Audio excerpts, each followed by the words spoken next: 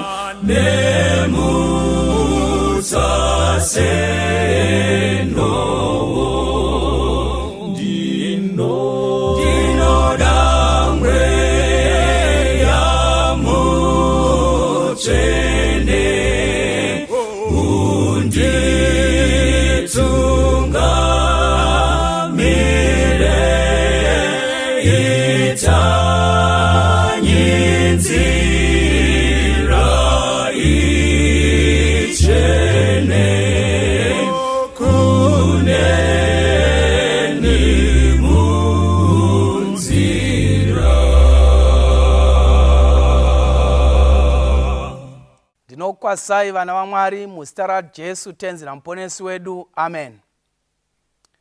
Toda kuti tarise shoko raMwari mukati menguva dzino kubva mukati mebhuku yamapisarema. Nziyo zhinji dzinonyorwa masongs of experience. Mfaro wangu kuti tidzidze kubva papisarema rakajairika, pisarema rinozikamwa navanhu vazhinji vanonamata nevasinganamati, pisarema rakaimbwa navaimbi vazhinji vekuchechi nevekunyika. Pisarema number 23. Pisarema raDhavhidhi raanonyora nekuda kwemacircumstances eupenyu. It's a song of experience. Anonyora achiti, Jehovha ndiye mufudzi wangu, hapana chandingashayiwa. Unondivatisa pasi pamafuro manyoro, unondisesedza pamvura inozorodza, unoponesa mweya wangu, unondifambisa panzira dzokururama nokuda kwezita rake. Zvirokwazvo kunyange ndikafamba mupato womumvuri worufu, handingatongotyi zvakaipa, nokuti imi muneni. Tsvimbo yenyu nomudonzvo wenyu zvinondinyaradza. Munondigadzirira tafura pamberi pavadzivisi vangu, makazodza musoro wangu namafuta, mukombe wangu unopfachuka. Zvirokwazvo unyoro nenyasha zvichanditevera mazuva ose oupenyu hwangu. Ini ndichagara mumba maJehovha mazuva namazuva. Mwari vaise chikomborero pakuverengwa kweshoko ravo nokusingaperi. Amen. Ngatinyengetere. Tokutendai Mwari muzita raJesu nokuverengwa kweshoko renyu pakati pedu savanhu, ramakafemera kuri kutaura kwenyu, kuti ribetsere isu vagari vepanyika takasvikirwa nenguva yekuguma. Dai mungachitibatsira kududzirwa kwaro, rivigire nyasha vacharinzwa, ritisimbise munyika inorema, ritigadzirire ushe kudenga watosvika. Ndo munamato wedu muna Jesu nokusingaperi. Amen. Musoro wenyaya unoti ndiye mufudzi wakanaka. He is the good shepherd. Shepherding yanga iri a very critical role in the Israelite economy. Kufudzwa kwezvipfuyo kunovakoshera nokuti ikonomi yavo iri agro-based. Vanorima minda yemizambiringa, vanorima minda yemapfunde nezvimwe zvingarimwa, vanorima minda yebhali, vanounganidza maonde, asiwo vanochengeta zvipfuyo. Saka vachengeti vezvipfuyo vaikosha zvekuti basa iri raisangopuwa munhu nje, raipuwa munhu ane hanya, munhu anogona kuenda nadzo kumafuro agodzoka nadzo pasina chadziwira. Kwakusiri kungonotsvaga padzinofurira chete, kwainotsvagawo padzinofurira pakanaka. Kwakusiri kungotsvaga padzinofurira pakanaka chete, kwaitsvagawo pane mvura yekunwa. Paisangodiwa pane zvekudya nemvura badzi, paidiwawo security kubva kuzvikara. Saka mufudzi is an all-rounder anogona kuexplora nature, achiona pakanaka pangafurira makwai, nekuabvisa pakaipa paasingagoni kufurira, nekuaendesa pamvura kwete yese yese, nokuti kune dzimwe mvura dzinoita kunge mvura asi isiri mvura, dzinogona kukonzeresa yamwiwa. Saka mufudzi waifanira kuwana pane mvura yakanaka. Mufudzi waifanira kuziva zvikara zvinonyangira nekubata zvipfuyo, ogona kuzozvidzivirira kana zvaipa. Ndosaka David achirapanura CV yake kuna Sauro, anoti aiwa ina hamundizivi, musi uya mubani muvhali yeEla Goliath waomba 40 days and 40 nights. Chakaita kuti David aqualify kunorwana na Goliath, akambotoburitsei ka CV kake, akati muchindiona ndakadai ndiri kumafuro nehwai nemombe nemakwai zvababa vangu, ndinositi kana bere rikange rauya kuzobata mbudzi, ndinobvuta nyange mukanwa meshumba, ndinobvuta ini. Nditori nerekodhi yekuti ndakambobvuta. In fact ndakandobata chidhara chacho chiya, ndikachibata nendebvu, ndikachikurira, ndikatora hwai muruoko. Teerera munhu waMwari, mufudzi aifanira kunge ari an all-rounder, anoziva nesecurity yemhuka, anogona kuidentifya dzorwara, anogona kuidentifya dzine nzara, anogona kuidentifya dzarashika nyangwe dzakawanda. Pane imwe Jesu unoti nyangwe dzikaita 100 1 ikarashika unozviona kuti 1 haipo, saka unombosiya 99. But paanodzisiya is worried about their security and goes to look for that one. Saka mufudza kwanga kuri chinhu chinokosha kwaIsraeri. David the psalmist, he has the experience of shepherding. Saka muupenyu hwake David anozocherechedza kafudziro kaaita nekafudziro kevafudzi nekafudziro kevamwe vafudzi. Obva aona kuti hai, neniwo upenyu hwangu kuti ndisvike pandasvika ndakafudzika vana mai. Pakaita mufudzi nyanzvi akagona kundirisa kuti ndisvike pandiri nhasi. Dai asiri otherwise pakasumuka mapere nemhumhi zvinoparadza ndingadai ndakanyura. Pane imwe nguva anonyora achiti haiwa, Jehovha ngavongwe nokuti ngoni dzake dzinogara nokusingaperi. Israeri ngavadaro nokuti paya apo marudzi akanga atsamwa vangadai vakatimedza nehasha dzavo. But tiri vapenyu nokuti tina Jehovha mupenyu unochengeta, una vatumwa. Pana mapisarema 34:7 mutumwa waJehovha anokomberedza vanomutya nekuvarwira. Saka David anohwisisa kuti asvike paari as the king. I don't know whether he wrote this psalm as a king or before. I don't know. I don't care when he wrote, but I care that he acknowledges the shepherding hand of God, which is the most important part. Whether he was a king, haigona kuzvichengeta, akachengetwa nemufudzi. Whether he was a shepherd in the fields, I don't care, but what I care is he got the shepherding hand of God. He acknowledges kuti Mwari vakandichengeta. Nguva inofanira kusvika muupenyu hwako mudikani yaunombotora introspect yeupenyu. Cherechedza pawapfuura napo. Vangani vakapatsika vakafa, vangani vakamwa zvawakamwa vakafa, vangani vakafema yawakafema mhepo vakafa, vangani vakanzwa nzara yawakanzwa vakafa. Ruoko rwako here kuti usvike pauri nhasi. Rega ndikuudze mudikani, the Lord is the good shepherd. We cannot want, we cannot know evil. Why? Because the Lord is shepherding us. There is a mighty hand which is shepherding Israel of today, as was the hand of God in the Israel of old. The hand of God is there today to shepherd us. Munyika yaipa zvakadai. There are potential dangers everywhere. Kune zvatisingaoni mai, kune zvatisingaoni baba.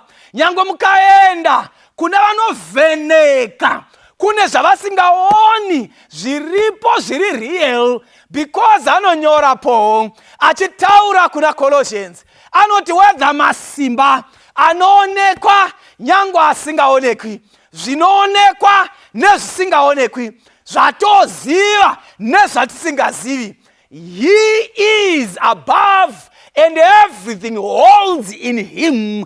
He is the good shepherd, the only potential king who rules the entire globe without any corner or cliff where he cannot see. His eye can even see a sparrow. Anogona kuona chidiki chezvidiki zvekuti he can recognize little faith as little as the mustard seed, because he is the omnipotent, omnipresent God, the one who shepherds our lives. Haungafari here kuti kuna anokutarisira. Pana anokutarirai mai. Ndakambofamba rimwe zuva ndichibva kwandaibva ndiri mukati merimwe zimota ziguru ravanoti gonyeti nokukura kwaro, ndikaona muine picture yomunhu. Munhu chai nomukadzi wake sezvingataura kuna Gene kuti munhu nomukadzi wake vakanovanda pamberi paJehovha vatadza. Ndakatoona picture yomunhu nomukadzi wake iri mumota yomunhu yakanamatidzwa. Munhu wakanga achidriver achifamba akatarisa papicture yomunhu nomukadzi wake vanodya sadza seni newe. Ndokubva ataura statement yekuti kana ndakatarisa picture iyi ndinoziva kuti ndiri under 24-hour prophetic surveillance. Terera unzwe munhu waMwari. Ari kureva picture yomunhu nomukadzi wake vari kumba kwavo. Vakatovati hatozivi kuti vari kuitei panguva iyoyo, but unoti vakandiisa under 24-hour prophetic surveillance. Rega ndikuudze mudikani, vaprofita vaBhaari vakambochema zuva rose. Elijah akadinginda akavasotesa akati, rambai muchidana pamwe waenda unovata. Ukaona Mwari anokutarisira achimbopota achivata, dzoka kumufudzi wakanaka, dzoka to the true shepherd. You shall not want. The reason why you want things which can help you, secure you, is because you know and instinct tells you, your conscience tells you that you are vulnerable. Our vulnerability vadikanwi inogona kungokavhika kana tiri muna Jesu. Ndiye mufudzi wakanaka. Ndiye mufudzi wakanaka. Jesu unotifambisa pasi pamafuro manyoro. Unotifambisa, anotoziva kwatofanira kufurira. Anocherechedza mafuro. Anoenderana nemunhu. Anocontextualiza upenyu hwemunhu. Oziva zvinodiwa nemoyo. Zvakakosha muupenyu okuitira. Chinongoitika nchekuti unoona kunge pasina zvaitwa because you are ungrateful. But God is merciful, gracious and long suffering. Haatitongeri kusatenda kwedu. Kanganika wakadhauta wapora. Umwe akati pastor, but nyaya yekupora uri kuchipatara tikati ndimwari here nyangwe prayer band yakuzonamata. Mubvunzo. Because kandienda tobaya majekiseni andienda toudzwa kuti in the next 5 days mofarira kuimprove. Ene ndotoimprove opa 5 days. Sakati ndimunamato here kana kuti majekiseni. Terera. The only problem is man is blinded. He doesn't see. Paul says now we don't see, but then we shall see. We shall see. Kuti hasi majekiseni anorapa. But kurapa ndekwa Jehovha. Ndofarira chimwe chipatara ndakadarika nepachiri rimwe gore. Ndikaona pakanyorwa kuti we only administer medicine but Jesus heals. Ndikati hallelujah. Chavo kubaya vatozivi kuti zvichazovei. Kana vabaya havazivi kuti zvichazovei. Kana vakupa mishonga havazivi kuti zvichazovei. But anoziva kuti zvichazovei ndi Jesu. Vadikani John anonyora. Anoti hatitoziviwo nesu kuti chazovei. But hatinoziva pakupedzisira tinozikamwa tichafanana naye. Saka mufudzi anotiziva zviri nani ndi Jesu. We cannot be wanting when he is there. Pane chimugwiyo chataimboimba tichikura chaiti care, I don't care. Apa tenge tiri panotokuvadza panotsvedza tichiti care, I don't care.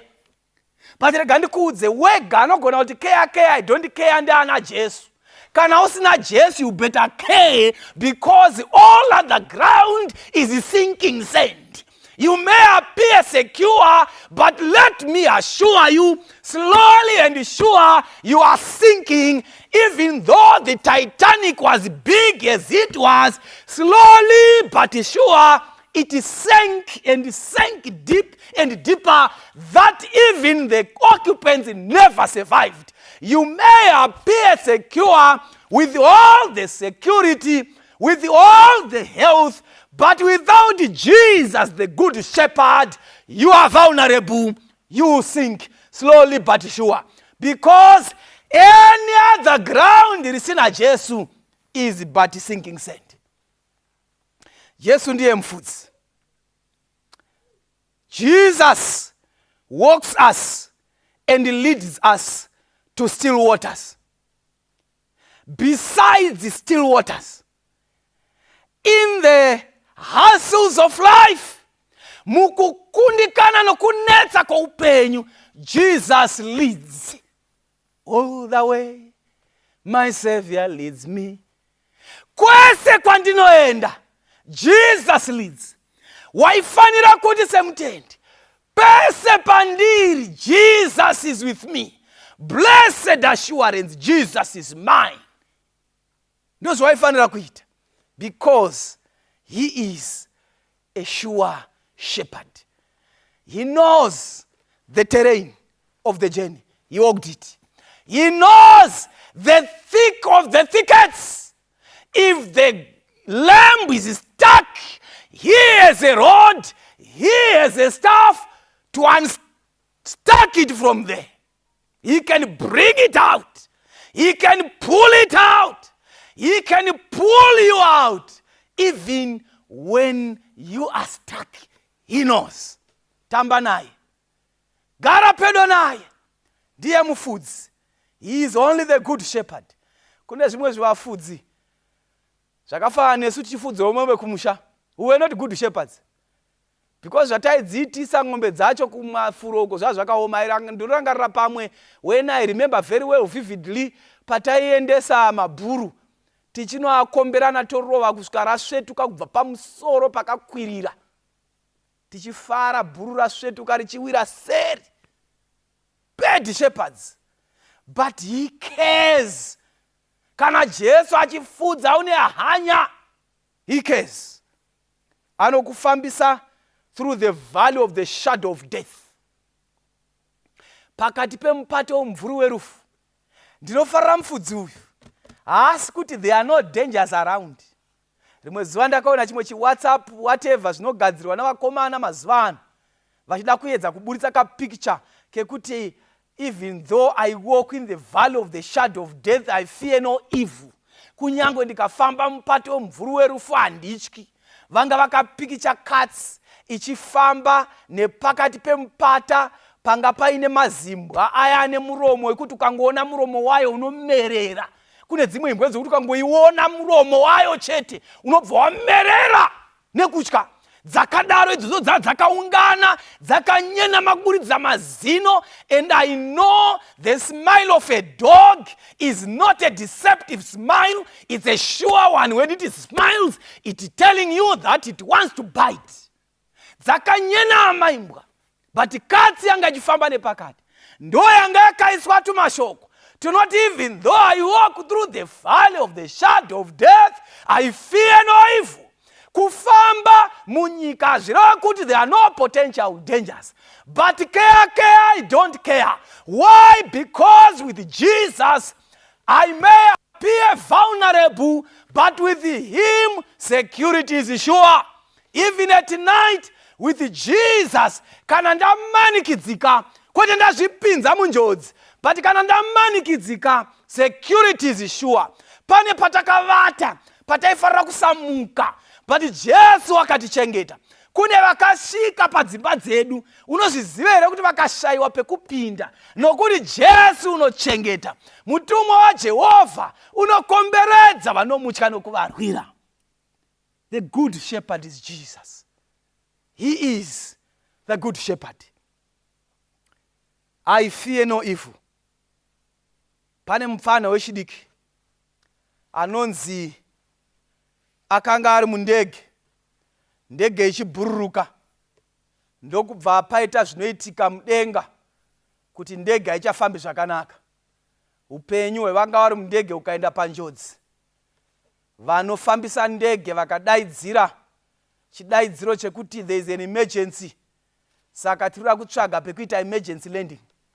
Saka gadzirirai ende vanonamata namatai because hazvina kumira zvakanaka. Zvikanzi vanhu vachipanika, vanhu vachichema, vamwe vachimbundirana, vamwe vachinyora matestamende ekupedzisira eupenyu, vachitarisira kuti vachangonzwa kunzi ndege yodonha. Pane chimusikana 1 chinonzi changa chiri mundege chechidiki, changa chiri very calm, chaiti chikanodongorera kuchimba chinogara vanofambisa ndege, chodzoka chogara pasiti, chombonodongorera, chodzoka chochinyemwerera chogara pasiti. Ndege vakazokwanisa kuti imhare mushure mekutambudzika kukuru. Yamhara, vanhu ndobva vatanga kuridza mhuru nemuridzo vachikorokotedza vatyairi vefambisi vendege kuti magona zvikuru tingadai tapinda munjodzi yekurasikirwa neupenyu. But vanozointerviewa kamusikana vokati kweiwe sei wanga usingavhunduke. Kamusikana kuti ko ndaityei, ndaivhundukei, because my father is a pilot. I knew with him in the cockpit we were going to land safely. Let me assure you, my brother, my sister, with Jesus in the cockpit of your life, you have a good shepherd. You are vulnerable with men piloting your life. You are vulnerable with a husband piloting your life. You are vulnerable with an earthly prophet piloting your life. You are vulnerable with a nganga piloting your life. You are only secure with Jesus piloting your life. Jesu achifambisa upenyu wako, you are secure, you are safe. He is the good shepherd. Reka ndikuudze mdikani, pane rwero randinofarira ndisati ndavhara, runoimbwa nevana. With Jesus in the vessel, we can smile at the storm. Smile at the storm. Smile at the storm. With Jesus in the vessel, we can smile at the storm. As we are sailing home. Inzwa mdikani, na Jesu muchikepe, chikepe cha upenyu wako, kana chakashepadiwa na Mufudzi Wakanaka anonzi Jesu. With Jesus in the vessel, nyangwe dutu rikasumuka, unoimba care, I don't care. Why? Kanari muchikepe tinonyemwerera, even dutu richivuvuta, because tinoziva 268 muimbi anotiye, no storm can swallow, no ocean can swallow the ship where lies the master of earth and sea. Never. Chikepe kana china Jesu cheupenyu hachinyuri mai. You are vulnerable kufamba nevamwe vasiri Jesu, shamwari dzisina Jesu, hama dzisina Jesu. But na Jesu you are sure kana zorema, he is the good shepherd. Chimbo anayo, mudonzvo anawo, mafuta ekuzodza anawo. Iwe chaunofanira kuita chi? Kuimba rwiyo runoti ndichagara mumba maJehovha mazuva namazuva. Remain in him, remain with him. Don't quit your faith. Kuitira vaya vanombopota vachibuda mumweya, usabuda mdikani, usaburitswa mumweya nevanhu nenyika. Remain under the good care of the good shepherd. You are safe and secure with Jesus. Dakunamata. Nevanoti Mwari ndibatsirei kurarama mumba menyu mazuva namazuva. Because anochengeta makwai ake. Makwai ake anomuziva naye anoaziva. Saka iwe ramba uri gwai uchengeteke. Vanoti ndirambire pasi pemumvuri wamasimba ose, under the shadow of the Almighty. Vakadaro dakunamata newe. Baba vari kudenga, cherechedzai amai iyo, cherechedzai hanzvadzi, cherechedzai baba namai vavhundutswa nenyika. Bati muri Mufudzi Wakanaka, vanoda kurambira mamuri kana vanga vasati vatanga vagamuchirei pavari kuuya kwamuri. Kana vauya kwamuri, kuna vose vakakugamuchirai makavapa simba rekuti vanzi vana venyu. May you take care of us. We are vulnerable panyika. Satani ari kuomba, patine Mufudzi Wakanaka. Munoziva kwatinofanira kudyira, munoziva kwatinofanira kunwira, munotichengeta mupato mvuri werufu. Unyoro nenyasha zvinotitevera mazuva ese upenyu hwedu. Tinofanira kutenda Mwari kuti tinesuwo tigare mumba menyu mazuva namazuva. Titenderei kuva nefaith yekuramba tiri muna Jesu. Imi makatichengetedza muzita raJesu nokusingaperi. Amen. God bless you. Nina muponesi anoshamisa, anondishamisa ini, anondiwiga mubakore no nenzizi rufaro anondiviga mubakore dombo rinovisa nyota yese awiga upenyu muruna rwake ofukidza neruoko anondifukidza ini ndina muponesi anoshamisa anorerutsa mitoro anondimisa ndizoteneki ndiye anondipa simba anondiviga mubakore dombo rinovisa nyota yese awiga upenyu muruna rwake ofukidza neruoko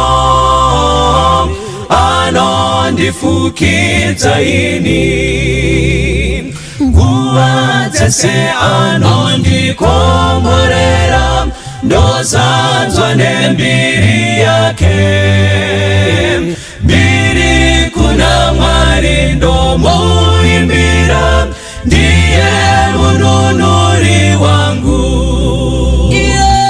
anondiviga mubakore dombo rinovisa nyota yese awiga upenyu muruna rwake ofukidza neruoko anondifukidza ini kuti ndapfeka mbiri ndozokwira tokumba naye makore ruponeso rudo runoshamisa toimba tese kudenga kuti ndapfeka mbiri ndozokwira tokumba naye makore ruponeso rudo runoshamisa toimba tese kudenga